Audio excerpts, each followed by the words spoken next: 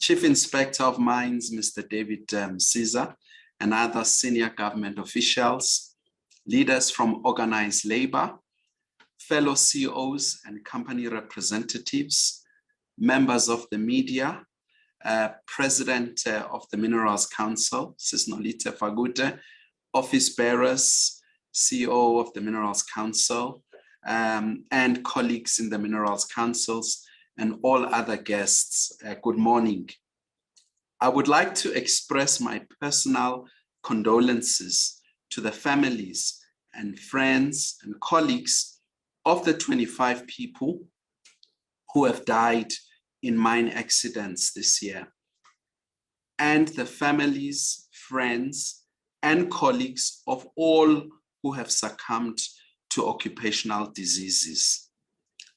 I do this because even as I'm going to reflect on the improved health and safety situation we have experienced in the past several months, I also need to remind myself and my fellow industry leaders that our work is not done. Not by a long way. And we also need to always remember that any letting up of our efforts can lead to a regression of the sort that we saw in 2020 and 2021. By the 1st of August, 2022, the gold sector had reduced the number of fatalities by 21%, with 11 fatalities compared to 14 in 2021. The platinum mines have reported 6 fatalities, the same number as 2021 at this date. The coal sector reported 3 fatalities compared to 4 fatalities during the same period last year, a 25% reduction. There was no change for the other commodities, including diamonds, chrome, manganese, iron ore, aggregate sand and quarries, copper, zinc, nickel, and others, with 5 fatalities in the year to date compared to 5 fatalities during the corresponding period last year. As at the 1st of August 2022, there were 1,114 serious injuries reported compared to 1,252 during the same period in 2021, as the Chief Inspector has already mentioned. This is an overall improvement of just over 11%. On the health front, the statistics from the DMRE for 2020 continue to be a cause for concern regarding exposure to occupational hygiene stressors, which is our main area of focus as exposures lead to disease. In 2020, there was an increase in overexposures to airborne pollutants, noise, and heat stress. The good news was that there was a 35.7% decrease in reported occupational health diseases from 3,130 in 2019 to 2,013 in 2020. The incidence of disease declined across all categories, with the biggest decline seen in coal workers, pneumonicosis, and pulmonary TB. We had a 44.6% decline in cases of TB from 1,533 in 2019 to 849 in 2020. This is to be commended given the significant work and the efforts that have been put through over the years. From our occupational health reporting system, we can report on our milestone performance for 2021. For respirable crystalline silica, we set an aspirational target of 8% of samples being less than 0.05 grams per meter cube, and this target was met. The industry also met the aspirational target for coal dust. This is encouraging news as it gives hope that we will meet the 2024 Mine Health and Safety Council milestones on dust exposures. The 2024 milestone target of no pieces of equipment emitting noise more than 107 decibels suggests that the Minerals Council members companies are on track to achieve the milestone targets. Only 345 items of equipment do not meet this milestone targets. In the video you have just seen, you will note, or the video that you are about to see, I should say rather, you will note how the industry has made a step change in eliminating noise at source and the tools that have been developed to support this aim. On the pneumonicosis and noise milestones, we have had a case confirmed, and this means that our milestone targets have not been met. The Minerals Council is embarking on an exercise to analyze the pneumonicosis and the noise milestone cases with the aim of preventing these in the future. Turning back to safety, there has been a pleasing and unprecedented achievement of no fall of ground fatalities in the gold and platinum sectors in 2022 year to date, as you have heard from Roger and Mr. Msiza. This is indeed a historic achievement. The one fall of ground fatality reported in 2022 occurred in a coal mine in the first quarter. This achievement can be attributed to a combination of factors, including in part the fall of ground action plan we launched at last year's National Day of Health and Safety. I have no doubt that the collaboration between stakeholders from government and organized labor, the Minerals Council, and its member companies played a significant role in this journey. And I want to dwell for a few minutes though, on the incredible important role of leadership, a role and responsibility that we as the CEOs, the DMRE and union leaders share. In the context of the CEO Zero Harm Forum and the Khumbule Khaya strategy, and we call this CEO-ship. Now, the first principle is, as I always say, that we have to show up. But the second is that we must step up to the challenge, as per the theme of this day, when we are required to do so, and take bold moves to recalibrate and reset when it is required. Now, we did this in January 2019, when we started a heartfelt conversation among CEOs that led to the Khumbule Khaya strategy that focuses on, above all else, saving lives. And we did this again in December 2021, after a most unbearable time when we lost 11 people in mine accidents within a period of 2 weeks. A very, very difficult period and a very difficult time. It is no coincidence that the 2019 reset then led to the best safety performance on record for the industry. And the improved performance in 2022 to date has seen no fall of ground fatalities in the gold and platinum sectors this year. This is a significant milestone. The fall of ground action plan, with a 5-year investment of 46 million rand, was indeed intended to achieve a step change in eliminating fall of ground fatalities.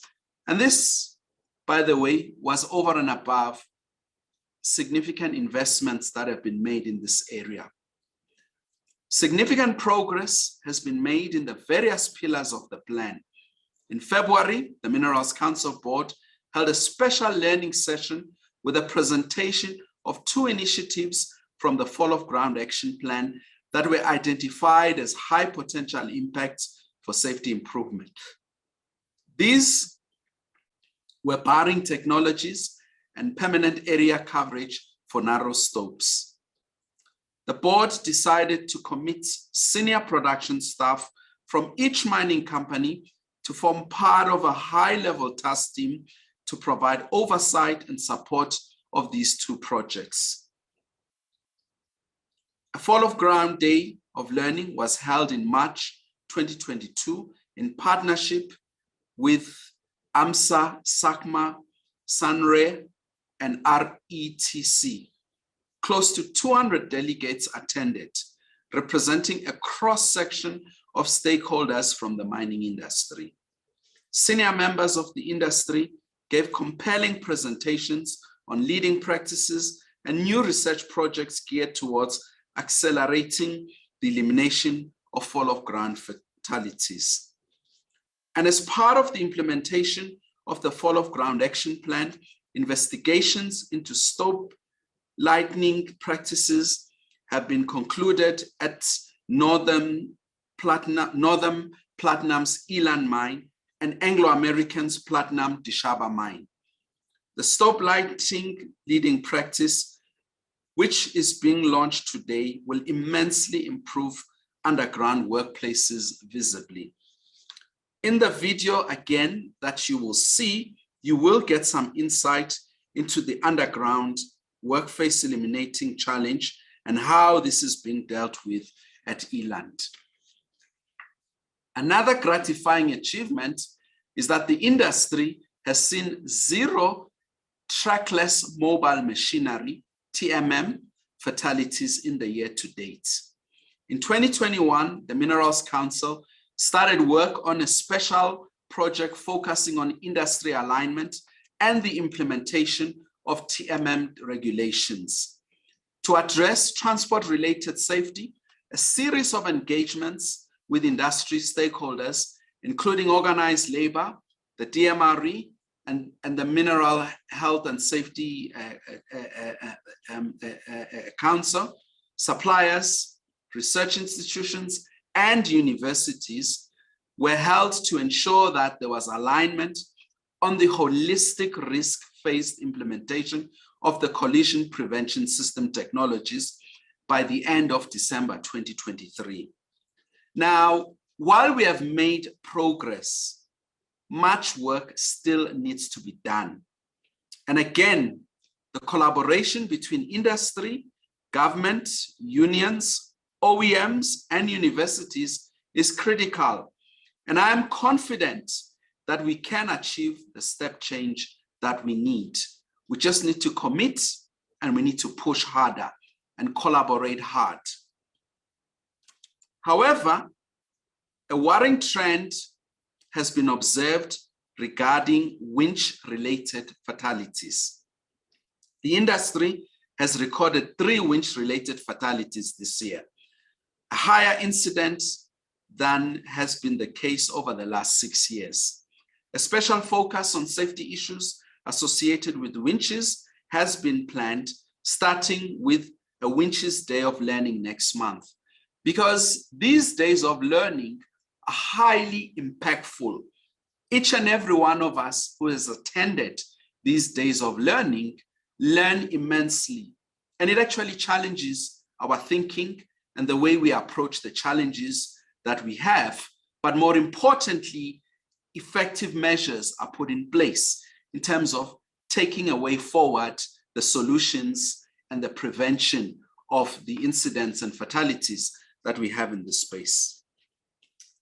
Prevention of exposures is the key to eliminating occupational diseases. A key initiative adopted by the Minerals Council is management of significant occupational health hazards through continuous real-time monitoring. To this end, a revised guidance document has been adopted by the CEO Zero Harm Forum and will ensure the incorporation of industry best practice on this regard. A well-defined noise exposure management and hearing conservation program involves the assessment of personal, workplace, and machinery noise as one of its fundamental elements. The industry has run noise workshops with the aim of improving the quality of noise measurements and the reporting of the results. These workshops included the newly developed critical noise equipment screening tool, which promotes high-quality equipment noise registers at workplace as required by the newly promulgated guideline for compilation of mandatory code of practice for an occupational health program for noise. And we look forward to seeing positive results from these initiatives, just like we've seen in the other areas. We have also placed great focus on workplace culture. The Mine Health and Safety Council 2011 Culture Transformation Program has 11 pillars that are being worked through. For 2022, the Minerals Council is prioritizing a shift from a blame culture to a just culture. A blame culture is actually counterproductive and increases safety risks. When people make mistakes or notice problems for which they or their teams may have been responsible for, many will seek to conceal those errors and blame others. And that means that others will not learn from their mistakes. Or worse, others might be injured or killed through the concealing of problems in the hope that they will never be noticed. A just culture encourages learning, and it does not eliminate accountability. It is, though, a critical change in a more than 100-year-old culture. And the Just Culture Accountability Framework was developed and approved by the CEOs in 2021. The main aim is to support members in transforming their culture from a blame to a just culture with the appropriate learning and accountability. Each member is being asked to implement a gap analysis of their practice using the Just Culture Accountability Framework, and each will develop an action plan to address identified gaps. Another initiative is the independent peer review of incident investigation and analysis systems, which is a project originating from the 2019 Khumbule Khaya launch. We are seeking to improve the quality of accident and incident investigations through peer review methodologies and to enable companies to learn better and faster. It would also be remiss of me in Women's Month in South Africa not to reflect on the very disturbing reports on gender-based violence that we have seen from around the world, but including in South Africa, particularly in the workplace. We have been aware of this, and this is a fundamental part of the Women in Mining initiatives, which Sis-Nolita will no doubt touch on. But these reports are a stark reminder that we need to do more, and I can assure you, our stakeholders, that we as the CEO Zero Harm Forum are seized with this as a priority. We must ensure that women are safe and feel safe at work, and we have a zero tolerance attitude in terms of dealing and tackling this. Before I close, I want to once again touch on the strength of collaboration. As I mentioned, an emergency Minerals Council special board meeting was held in December 2021, following the multi-stakeholder MineSafe conference held in November 2021 in response to the deteriorating safety performance. And the Minerals Council board members fully supported the Healing the Wound MineSafe 2021 commitments jointly agreed by the DMRE, organized labor, supply organizations, professional associations, and the Mine Health and Safety Council and the Mine Qualifications Authority.